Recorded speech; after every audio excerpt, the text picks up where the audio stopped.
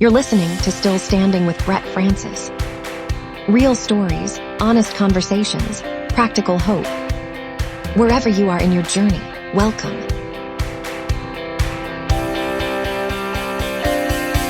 All right, welcome back to Still Standing. I'm Brett Francis, and if you're joining me today, thank you for spending a little bit of your time with me. Today's episode has been sitting on my heart for a while because it's something I'm still learning, not something I have mastered. It's about loyalty. Most of us are taught that loyalty is one of the greatest qualities a person can have. Be loyal to your family, be loyal to your friends, be loyal to your employer, be loyal to your relationship, be loyal to your commitments. And I still believe loyalty is a beautiful quality and one that I hold very dear to my heart and of very high value. But somewhere along the way, I realized I had forgotten to include one very important person in that equation. Myself. Me. A quote that changed me forever. It's actually one that I found from my best friend, and I can't take credit for it, but it's something that really stuck with me. It is, loyalty is a beautiful quality, but it becomes self-betrayal when it costs you the life you've dreamed of. Sometimes the bravest thing you can do is choose your future over other people's expectations. When I first read that, I didn't think, wow, that's inspiring. I thought, that hurts.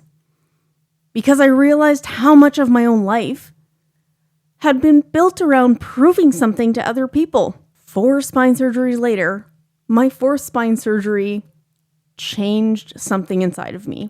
Not overnight. Actually, I fought it. I fought it really, really hard. I just wanted so badly to believe I was just recovering. I was getting up my energy back, that I'd eventually get back to work full time, that I'd eventually have the same energy, that I'd eventually stop canceling plans, that I'd eventually stop disappointing people. I kept waiting for my old life to come back, but it never did. That realization was one of the hardest griefs I've ever experienced, including current grief. So I still haven't grieved the whole process of it yet. But sometimes grieving is losing the version of yourself you thought that you'd always be.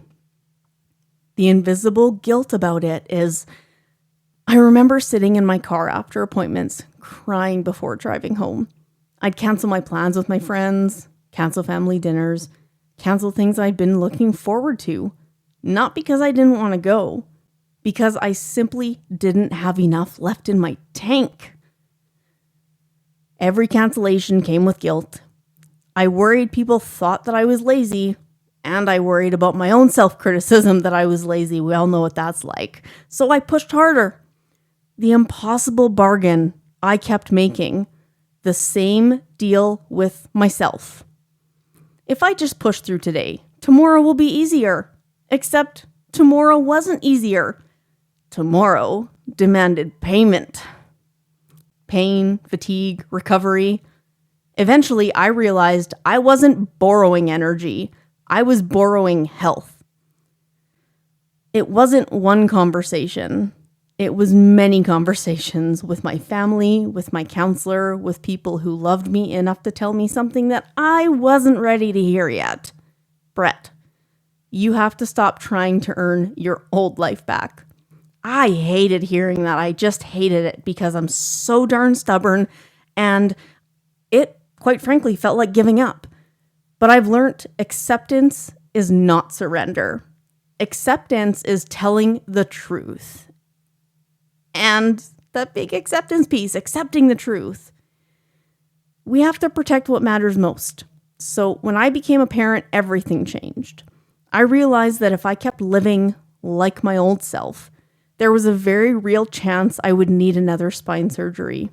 At that point, protecting my health wasn't selfish. It was protecting my future with my daughter, my future with my spouse in my relationship. Who am I if I put myself into that situation and I'm less for myself and I'm also less for them? Choosing rest wasn't quitting. It was investing in more years of showing up. So I tried to look at redefining loyalty. So looking back, I realized this pattern wasn't just about disability. I had spent years being the dependable one, staying in unhealthy and abusive relationships, keeping people in my life who absolutely drained me, trying to prove that I wasn't lazy, trying to prove I was still the old Brett. The person I kept abandoning, yet, was me. For a long time, I believed that loyalty meant staying true to other people. Now I think loyalty means staying true to yourself and others. If you're constantly abandoning yourself to keep everyone else comfortable and please them, that's not loyalty. That's outright self-neglect. So let's look at a different definition of strength. I used to think strength looked like pushing through. Now I think strength sometimes looks like saying, I just can't today. I need help. That's a tough one. I need rest. Also a tough one.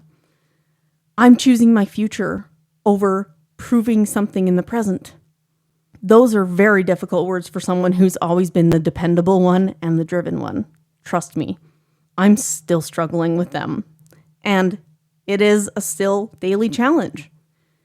Speaking of challenges, I'm going to introduce a new segment to the show called the Still Standing Challenge. So here's what it is, this week anyways. Take 5 minutes this week. Write down one expectation that you are carrying. Then ask yourself, if nobody expected this from me, would I still choose to do it? If the answer is no, maybe that expectation doesn't belong to you anymore. So think about that. Write something down. Ask yourself that question. If there's one thing that I hope you remember out of this, it is this. Your worth is not measured by how much you can carry. Your value is not determined by how much you sacrifice. Protecting your future does not make you selfish. Sometimes the bravest act of loyalty is extending that loyalty to yourself, because the life that you'd save might just be your own.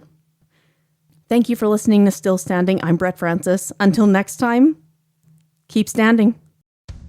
Thank you for listening to Still Standing. Don't forget to check out Brett's website at brettspeaks.com. If this episode helped you feel less alone, please follow the show, share it with someone who may need it, or leave a review. Remember, healing does not have to be perfect to be real, and rebuilding does not have to be pretty to count.